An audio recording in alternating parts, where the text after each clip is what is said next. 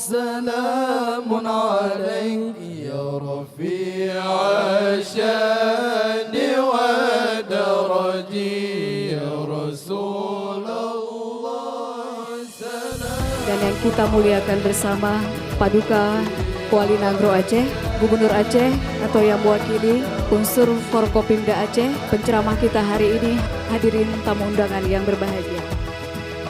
Peringatan Maulid Raya Lembaga Wali Nagro tahun 2021 1443 Hijriah.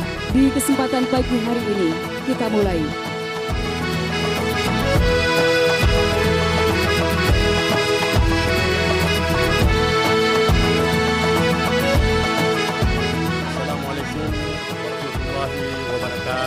Yang saya hormati Paduka Yang Mulia Wali Nagro Aceh, Tuanku Malik Mahmud Al-Haitar Islam, tentunya tidak akan terlepas dari berbagai tradisi peringatan Maulid melalui beraneka macam